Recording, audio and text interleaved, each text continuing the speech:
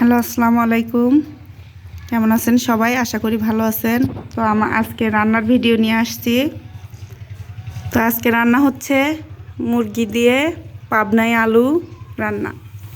তো পুরো ভিডিওটা দেখার জন্য সাথেই থাকুন। প্রথমে পেঁয়াজ দিয়ে দিচ্ছি, এরপর দিয়ে দিচ্ছি তেজপাতা, তারপর দিয়ে দিচ্ছি কয়েকটা সাদা এলাচ, কালো এলাচ, দারচিনি। এরপর দিয়ে দিচ্ছি কয়েকটা শুকনো মরিচ চেরা।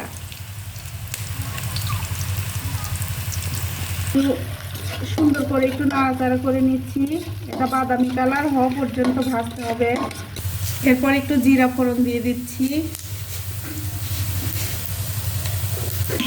আদা, রসুন, জিরে, গরম মশলা বাটা।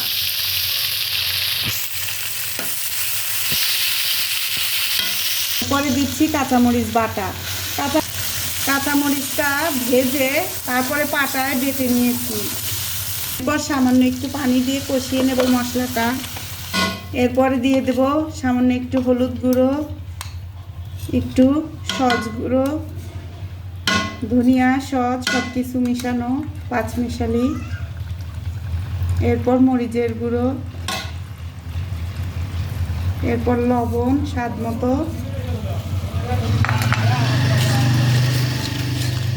ভালোভাবে মশলাটা কষিয়ে নেব এভাবে সুন্দর করে। তো এই যে উপরে তেল উঠে গেছে, মশলাটা কষানো হয়ে গেছে। এখন এর মধ্যে আমরা সুন্দর করে ধুয়ে রাখা মাংসটা দিয়ে দেব,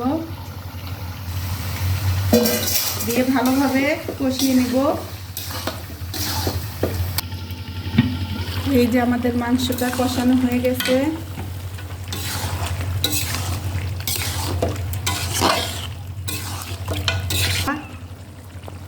আলুটা অ্যাড করব, ভেজে রাখা আলু। তো আলুটা কষিয়ে নেব। এবার কষানো শেষ, এবার ঝোল দিয়ে দেব।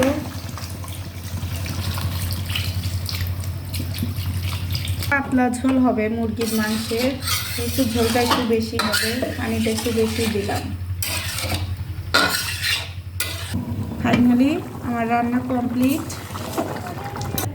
তো এই যে আমার পাবনাই আলু দিয়ে মুরগির মাংস রান্না। তো ভালো লাগে লাইক কমেন্টস করবেন এবং চ্যানেলটিকে সাবস্ক্রাইব করবেন, এবং আপনাদের বাইরের একটু ভিউটা দেখাই আমি কোথায় রান্না করতেছি দেখেন।